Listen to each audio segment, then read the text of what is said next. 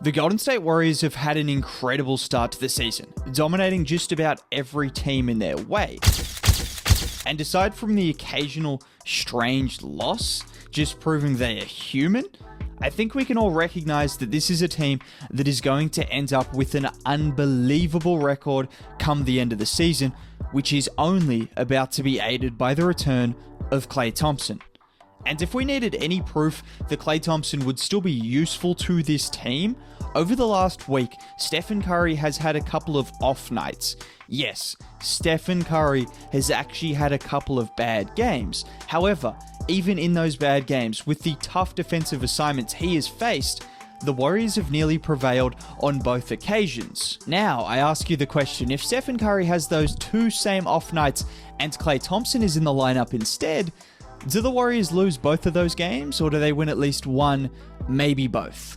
Yeah. So with Klay Thompson returning to a team that is already dominating the league, that is already the best defense, has the best net rating, and is one of the best offenses in the league, with the MVP favorite and the MVP frontrunner, and the right fit with the roster pieces. Uh-oh, look out! Curry! How scary is this team? We already know, but I don't want to focus on the regular season anymore because we've already seen it before. We know this is a team that is going to dominate the regular season, and we're seeing it right now. So let's focus our attention on the playoffs, because the way this team is constructed and the players they have brought in with the system they are playing in right now, I expect this team to go from strength to strength come playoff time, and that's scary.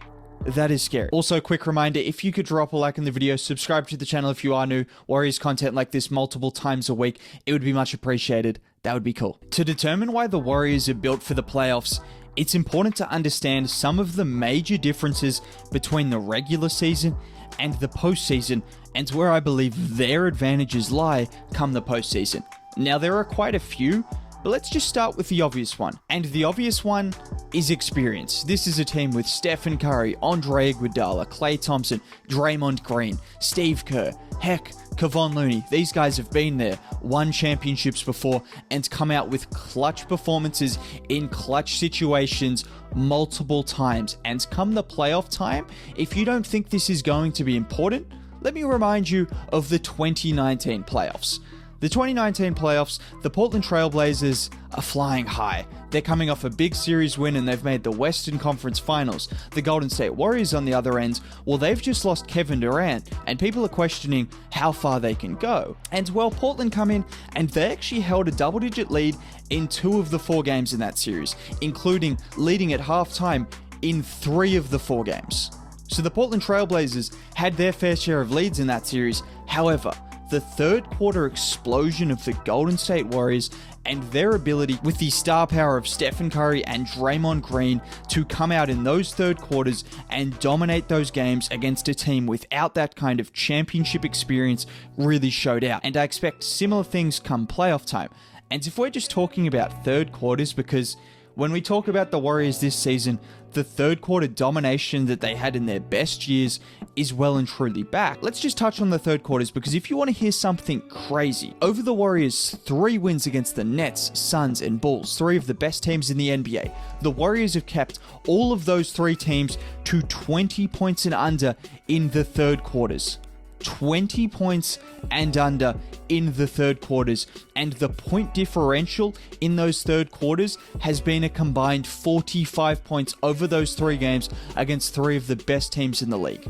Games that were supposed to be close, games that were close at halftime, the Warriors came out in the third quarters of all of those games and dominated. So if you don't expect them to do that in the playoffs, think again. Think again. So that is the experience, that is the ability to just dominate third quarters and show off on the defensive and offensive end of the floor. But there's more aspects to it. There are more reasons, and reasons that probably don't get talked about quite enough. And a few of these reasons are lineup versatility. By that I mean a team that can go with different lineups and play to different strengths dependent on the team. Think of the Clippers last year and how they played small ball. The Warriors, well, I'll talk about that in a second, but yeah, they've got a lot of lineup versatility. Also, multiple scoring threats. Guys that can create their own shots when the game slows down in the playoffs.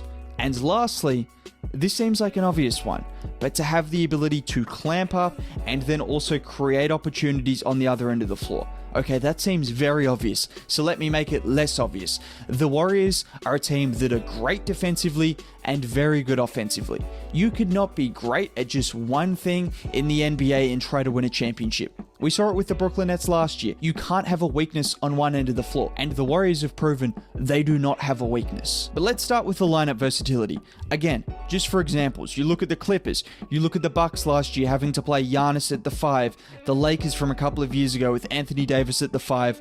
Well, let's look at the Warriors because they've got lineup versatility in spades. Take your pick. They have the athleticism of James Wiseman. Draymond setting up the rookie, spin move inside, and the hammer! Who I still think could play a big part, which I talked about in my most recent video if you want to check out. You have Nemanja Bjelica, who can stretch the floor and make plays off the bounce. Kevon Looney is reliable and has played big minutes in big playoff games before. And then there's the small ball lineup with Draymond at the 5. And this small ball lineup is going to be deadly. Deadly. Draymond Green, Stephen Curry, Jordan Poole, Klay Thompson, Andrew Wiggins. Think about the scoring, think about the playmaking, think about the defense, think about the versatility of that lineup, and think about how dominant that team can be against other opponents.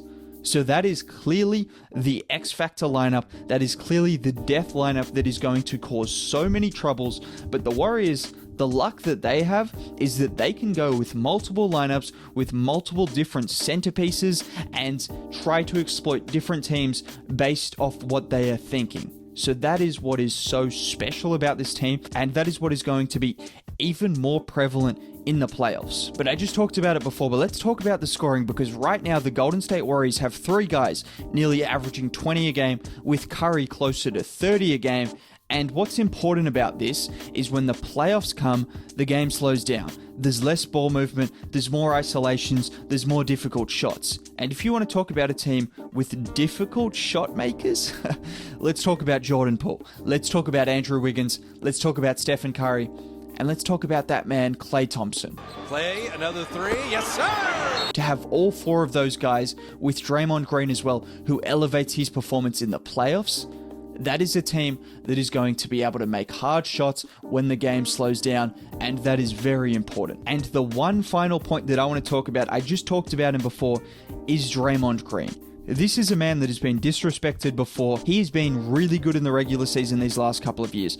But Draymond Green elevates his performance in the playoffs. If you need an example, against those Portland Trailblazers, he averaged 16 points, 12 rebounds, and 9 assists, nearly 3 blocks a game, and over 2 steals a game in a series sweep without Kevin Durant. That is what Draymond Green is capable of, and if you think he's playing well now, just wait till he boosts an extra 25% in the playoffs and takes this team from good to great, from great to legendary. Okay, let's not get carried away. That's all I've got to say about this Warriors team. Come playoff time, they've got all the makings of a team that is going to excel, and that's all I wanted to talk about. Other than that, have a good day. Bye.